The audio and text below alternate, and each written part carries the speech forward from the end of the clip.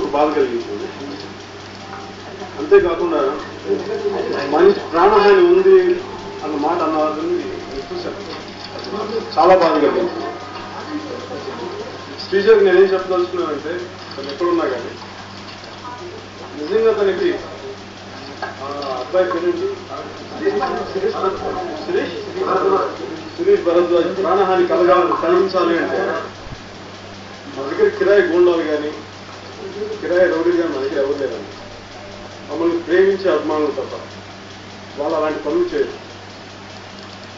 నిజంగా ఇలాంటి మీ ప్రాణహాని అసలు ఇలా ఎంత జరగకుండా చేయగలను, నాకు ఆ సత్తా ఉంది. ఎందుకు చేయలేదంటే ఈ విషయం నాకు మా అన్నయ్య గారు చెప్పకపోయినా, చిరంజీవి గారు చెప్పకపోయినా, ఆయన ఒక్కడే బాధపడుతున్నా కానీ గుండెలో దాచుకొని కూతురు విషయం ఎందుకు తమ్ముడు కూడా చెప్పడం ఎందుకని బాధపడుతున్నా కానీ ఆ విషయం మన అభిమానుల్లో ఒకరు ఆ కుర్రోళ్ళతో తిరిగి ఒక అబ్బాయి నా దగ్గరికి వచ్చాడు. వచ్చేసారి మీకు విషయం తెలుసా ఇలా జరుగుతున్నారు, వాళ్ళు వెళ్ళిపోతున్నారండి అని 4 నెలల క్రితం చెప్పాను.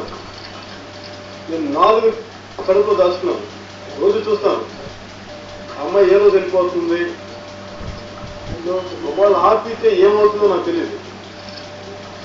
మా అన్నయ్య నన్ను ఆవేశపరుడు అనుకుంటాడు. నేను ఆవేశపరుని కాదమ్మా, నేను ఆవేశపరుని కాదు. ఈ సమాజంలో అవినీతి, లంచగొండితనం, కుళ్ళు, ఇన్ని అన్యాయాలు, ఇంత గుండాయిసం చూసి కడుపు పండిపోయి నేను ఎప్పుడు ఆవేశంగా మాట్లాడుతున్నది. ఆవేశం కాస్తలేదు, ఆవేదన. సో అలాంటి నాకు ఏదైనా చెప్తే నేను ఏం చేసేస్తాను అని చెప్పి మన నాకు చెప్పలేదు. కానీ నాకు అంత ఆలోచన లేనటువంటి కాదు. అంత ఆవేశపరంగా అయితే నాకు 20 సంవత్సరాల క్రితం చంపేసేవాళ్ళమ్మా నాకున్న ఆవేశం. నిజమైన ప్రేమ పారిపోదు, అది కూడా గుర్తుపెట్టుకోమ్మా. నిజమైన ప్రేమ మటుకు ఎక్కడికి పారిపోదు. ఒకే చోట ఉండి ఎదిరించి పోరాడుతుంది. కానీ అన్ని ప్రేమలు ఒకేలా ఉండక్కర్లా. మనుషులందరూ ఒక్కరు కాదు కాబట్టి, జీవితం భిన్నత్వం కాబట్టి రకరకాల విషయాలు జరుగుతూ ఉంటాయి. అది నేను అర్థం చేసుకోగలను. కానీ ఇక మీరు ఎక్కడున్నారో మాకు తెలియట్లేదు. నేను మీ గురించి వెతకడం కూడా వెతకట్లేదు. చిరంజీవి గారి కంటే ఇంట్లో కుటుంబ సభ్యులందరికంటే ఎంతో ప్రాణంగా ప్రేమించిన మీ అమ్మ, మా వదిన చాలా బాధగా ఉన్నారు. ఆవిడ ఏ క్షణమైనా హాస్పిటల్కి వెళ్ళిపోయేలాగున్నారు. ఆ బాధ నేను తట్టుకోలేక ఇక్కడ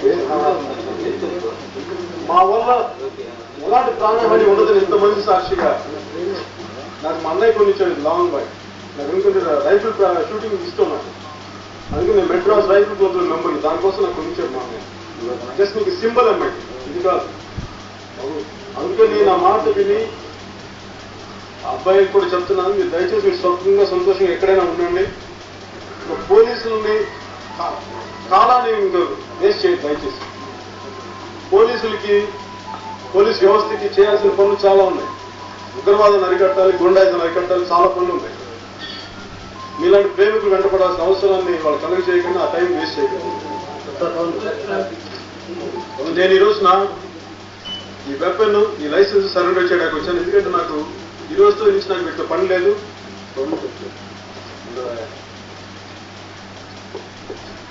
నాకు వీటితో పని లేదు. ఎందుకంటే నేను ప్రాణాలు తెగించాను కాబట్టి నా ప్రాణం భయం పోయింది ఈరోజు.